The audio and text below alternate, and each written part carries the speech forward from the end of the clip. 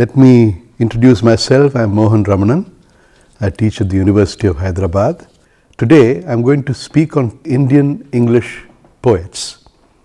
They are of course part of this glorious and long tradition of Indian English writing, which, as you know, has about 150 years of history. It is one of those traditions which can be seen in two ways. One as a tributary of English literature, which is how people like Professor K.R. Srinivasa Iyengar saw it when he, for example, delivered his first series of lectures in the University of Leeds on Indian writing in English. He called it Indo-Anglian literature at that time. The other way of looking at it is that this is a literature in English. It is not a tributary of English literature, but it is an independent literature in English.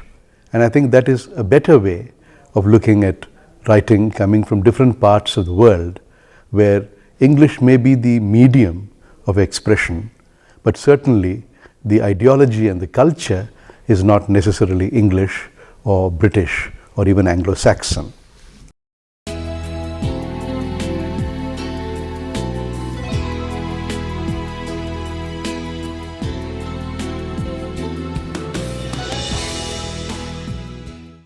So today I will be dealing with Kamala Das, who is a very senior writer, but of course she is no more now, and she passed away in 2009.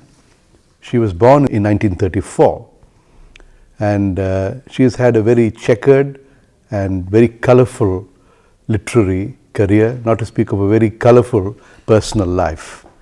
So I have chosen one poem by Kamala Das, which is a very highly anthologized poem, and it is probably the first poem in her collection of poetry, in her collected works, and it is simply called Introduction. That's, I think, a very appropriate way of dealing with a major writer. But as I said, Kamala Das is a poet who was born in 1934 and died 2009. She has a very well-known literary pedigree as well. Her mother was the well-known Malayalam poet Balamani Ammal. Everybody knows about her in Kerala.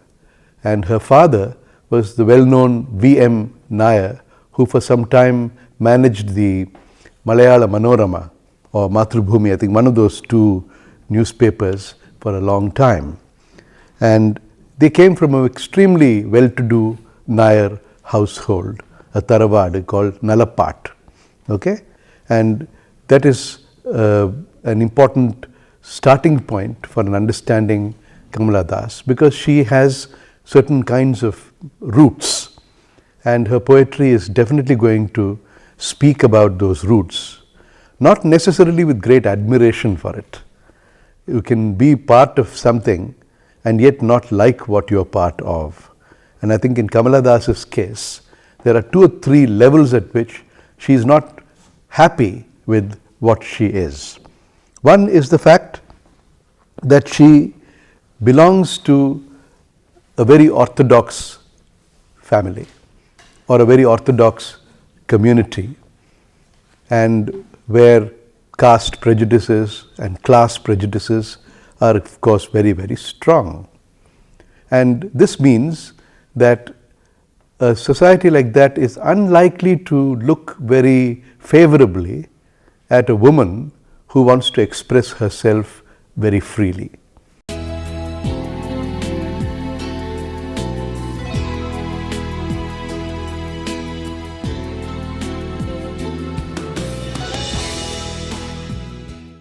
In Kamala Das's case, that desire for self-expression took 2 forms. One was her obvious desire to write, her desire to write poetry and fiction. And she wrote a good part of her work is in Malayalam, okay, let's not forget that. But she also translated into English, and she also wrote originally in English. So she has a considerable body of writing both in Malayalam and in English. So self-expression in 2 languages, all right? And she says she dreams in one, all right? And she knows 2. And so language is a very important part of the rootedness or the culture from which she springs. The second problem with Kamala Das is her obvious desire for sexual expression, and she celebrates the body, and she is not ashamed of the body and its needs. And this, of course, goes counter to traditional expectations from women, the need to cover yourself, the need to be restrained, the need not to come out too often, that kind of thing, the parda kind of idea, which is a generic expression for all kinds of oppression and suppression of women. So at these two levels, you find that Kamala Das wants to express herself.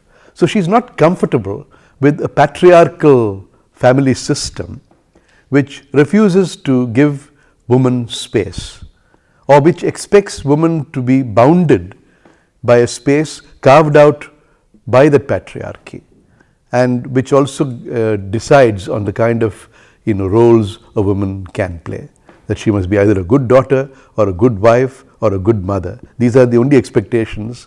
Be a good cook, maybe do some embroidery, and the kind of expectations which are there in traditional societies.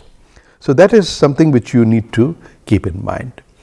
And a third very important level at which Kamala Das figures is in her deep spirituality.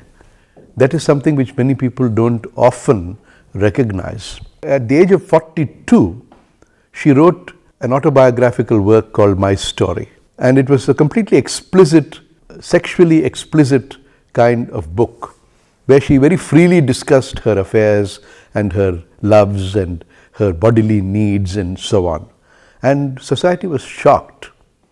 But then we must also understand that in Indian tradition, particularly in the devotional tradition of India, the bhakti tradition, every one of the bhakti poets in this country, and I think of Andal, the great Tamil poet, for example, or Mirabai in the north, or Chaitanya in the east.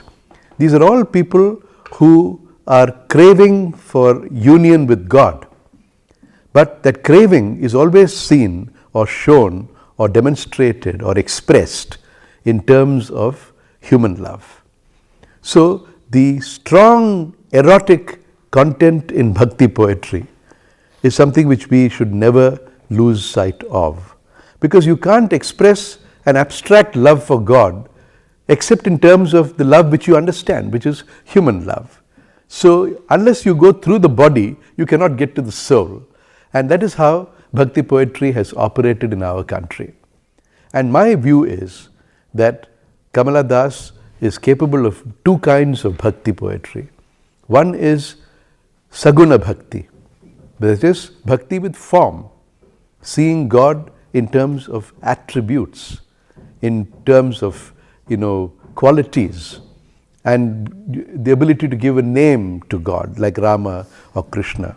In fact, she has at least 3 or 4 very beautiful poems on Krishna bhakti, and the Radha Krishna story is an important element in her spiritual evolution. But then she is also capable of what we might call nirguna bhakti, that is bhakti or realization or expression of godliness or divinity in terms of God without form, God without attributes, which is of course a very high philosophical level at which one is functioning. And these traits are to be seen in a series of poems called the Anamalai poems, which she wrote in late life, because once you have exhausted the possibilities of human love, once you have exhausted the experiences of being human, and then you go to the hills, and then you participate in the divinity of nature, then you move beyond the body into some disembodied state of metaphysical transcendence. And I think you find in Kamala Das that spiritual quality as well. So I would in fact argue, and I have done that before, that Kamala Das is a deeply religious poet. And that aspect of her poetry is sometimes obscured by everybody, tacking on to the fact, that she is a sexually explicit writer, or that she is talking about a feminist perspective to life, about woman and man's relationship with woman, and so on, which is all true. But there's also this other very, very important dimension. And you can't read a poet and say that I have read the introduction, I know Kamala Das. You can't say that. You cannot simply reduce a poet to one or two poems. In order to understand a poet fully, you have to understand him or her in totality. And if you look at it that way, then I would suggest that Kamala Das is a deeply spiritual poet. If you want to use the word spiritual rather than religious, it's okay with me. Because religion sometimes means some forms, some rituals, some accepted ways of looking at God. But spirituality goes beyond narrow domestic walls, narrow religious walls. It allows you to see the spirit, and the spirit is universal, and it has nothing whatsoever to do with any particular religious denomination or sect. All right? So I think this is the true Kamala Das for me.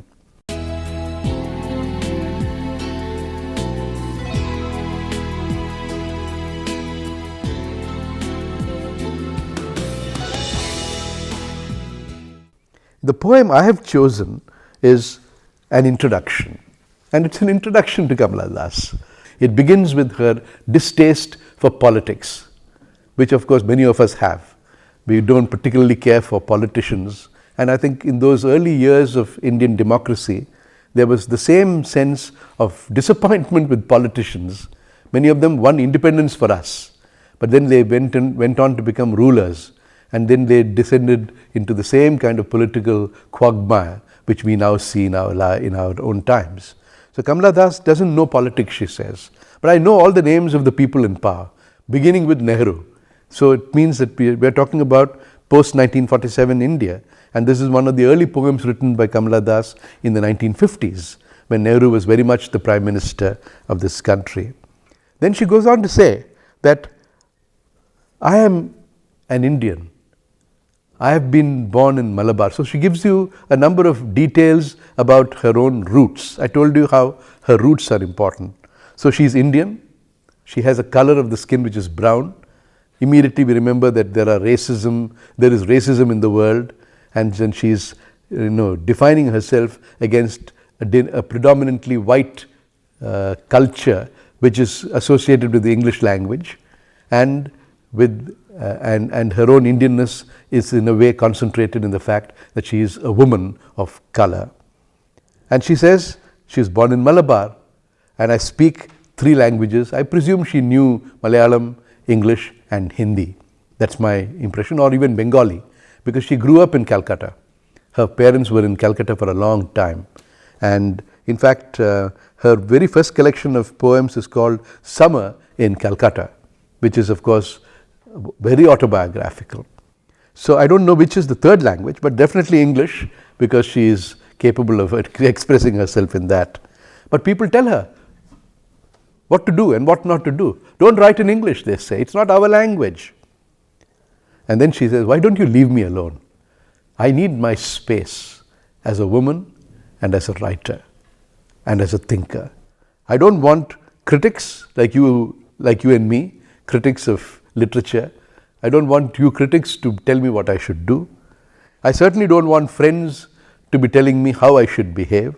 And I don't want visiting cousins to be telling me again how I should determine my life.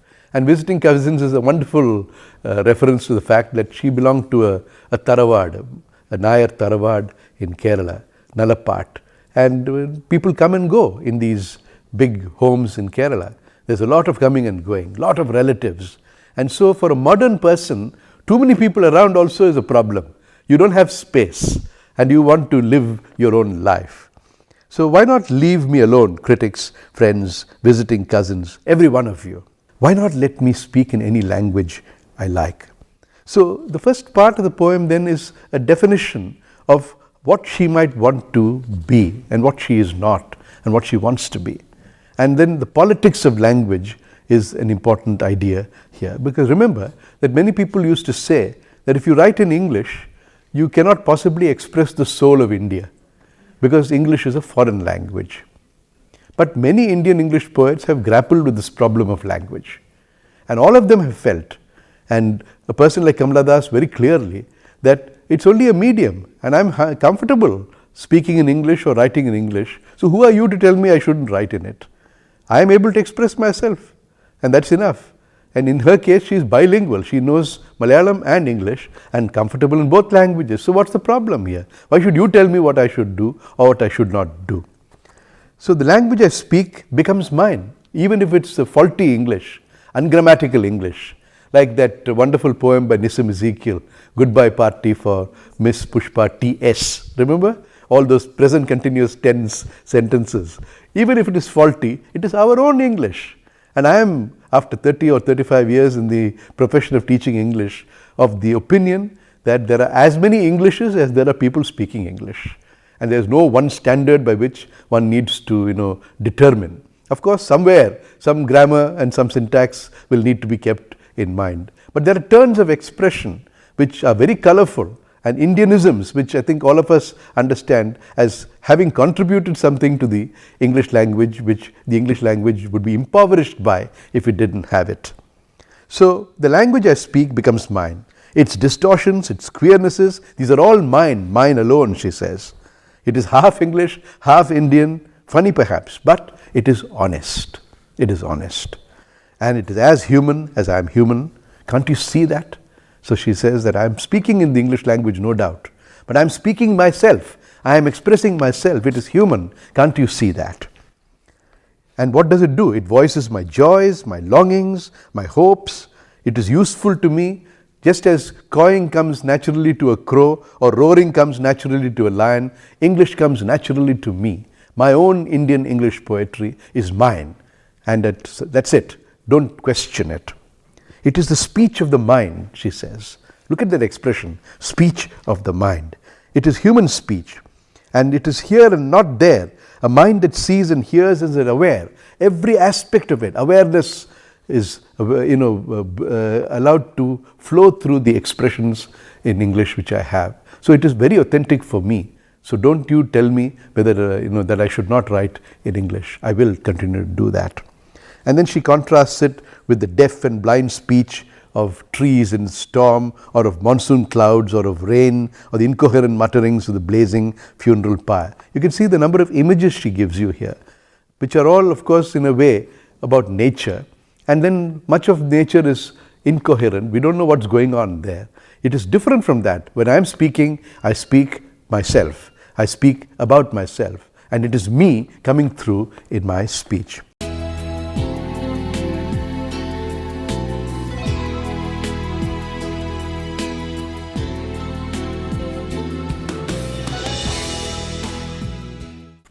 I was a child. Now she takes the argument away from the politics of language to what she is as a human being. I was a child, and later they told me I grew, for I became tall, my limbs swelled, and one or two places sprouted hair when I asked for love. And the deep sexuality of her life is coming through here.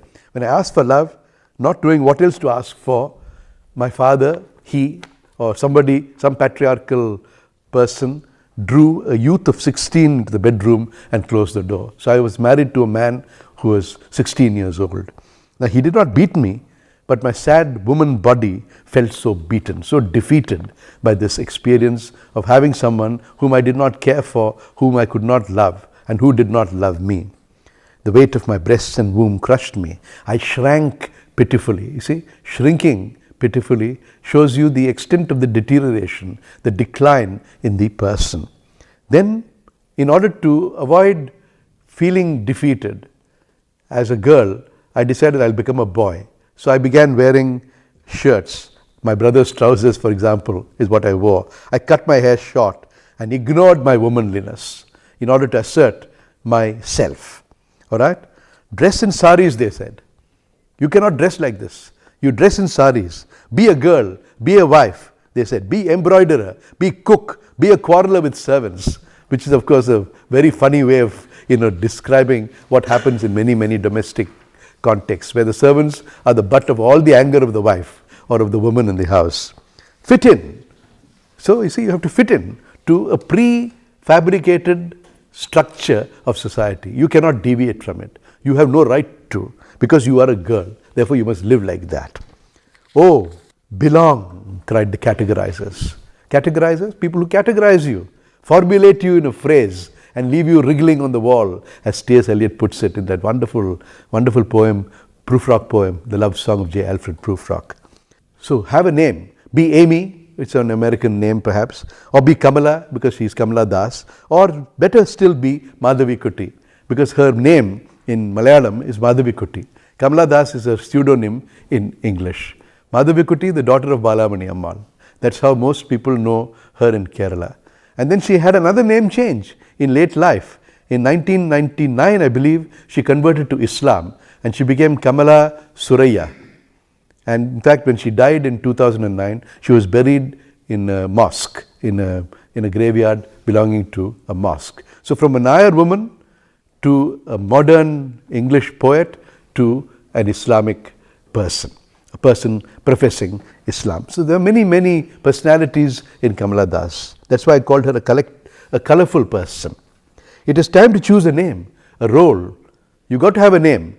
You cannot be anybody. You got to have a name. You got to be either Kamala Das or you got to be Madhavi Kutty or you can be called Amy, whatever, but you must have a name. You have to have a role. You must be either a wife or a daughter or a husband or whatever. You know, it works both ways. For men also, we are also condemned to certain kinds of roles in life.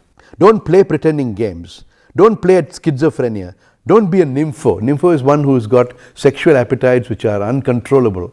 And, you know, very often people used to even criticize Kamala Das as some kind of a nymphomaniac. All right? So that is why she is referring to this. Don't cry embarrassingly loud when jilted in love. All these things are do's and don'ts. Thou shalt not. The culture of thou shalt not. Then she says, that doesn't matter. I am going to do what I have to do. I met a man, loved him. Call him not by any name. He is every man who wants a woman. So even though I married a person or I met a man, I am representing not just Kamala Das, but all women. All women, not just one woman, but all women. Womankind. And I married a man. He is every man who wants a woman, just as I am every woman who seeks love. In him, in the man, a hungry haste of rivers, a desire to satiate his sexuality. In me, the capacity to wait and then to be patient. Because a woman traditionally is supposed to have that capacity to bear. The hungry haste of rivers in me, the ocean's tireless waiting. Who are you? I ask each and every one. The answer is, it is I. And at this point, I feel that Kamala Das is slowly moving away from what we might call body politics. Linguistic politics is over, language politics, body politics is over. Now she is talking about the I. And the I, as you know, is like, you know, the Vedantic sense of the soul, of the Atman and its similarity or its identity with the Brahman, you know, that kind of thing. I believe there is in this poem, finally, a little hint of the kind of things she is going to do in later poetry, where she is now interested in the I. Who am I? The sense of the individual and the deepest, innermost essence of being. Okay? And that is why the last part goes on like this. I ask each and every one, the answer is, it is I. Anywhere and everywhere, I see the one who calls himself I in this world. He is tightly packed like the sword in its sheath. It is I who drink lonely drinks at 12, midnight in hotels of strange towns. It is I who laugh. It is I who make love and then feel shame. It is I who lie dying with a rattle in my throat. I am sinner. I am saint. All kinds of possibilities, but there is an I, which is the common factor here. And that is where, I think, in my opinion, Kamala Das is moving towards a desire or a trajectory in the poem of self-realization. Okay? And she's really saying that after all the role-playing is done, after all the battles are fought and won, there is a problem of essential identity. What is it that I am? The I-ness in me has to be realized. And that is how the poem ends. It is I who make love and then feel shame. It is I who lie dying with a rattle in my throat. I am sinner. I am saint, I am the beloved and the betrayed. I have no joys that are not yours, no aches which are not yours. I too call myself I. You know this poem, I too am America. Remember that line in Leaves of Grass? I too am America. And this is exactly what she's saying. I too am I. Everybody may have a personality, but I am also capable of stressing my personality.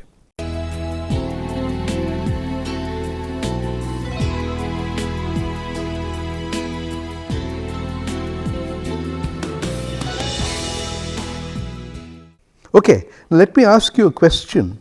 Do you think that the trajectory I developed is something which can be accepted by you, or do you think there is another way of looking at the last part of the poem? I am deliberately moving in the direction of what we might call a spiritual dimension to Kamala Das to keep pace with my introductory remark. But do you think that this poem is leading towards what we might call the spiritual?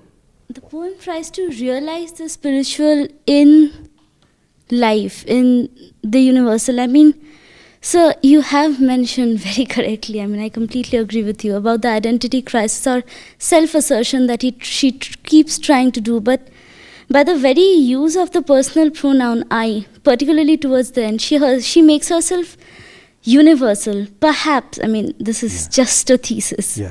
Perhaps. No, I think you're right. You're on the right track. I mean, through the universal dimensions of the individual. But that means the individual is an individual who participates in the eternal. And this is very close to what I might call the Advaitic truth of the Brahman and the Atman being one and the same. And she's not unaware of these things, because her poetry definitely touches on the philosophical dimensions, particularly Hindu philosophy. And that she was constantly questing for God is clear when she converts to Islam finally in the last part of her life. There must have been some dissatisfaction with Hindu society or with the Hindu way of living for her to have done that. Yeah. So can one then say that perhaps through this self-assertion, through her realization of her individuality, she may achieve or has already achieved perhaps the universal, because at the end she becomes universal. She recounts or relives everything that a basic human being can feel.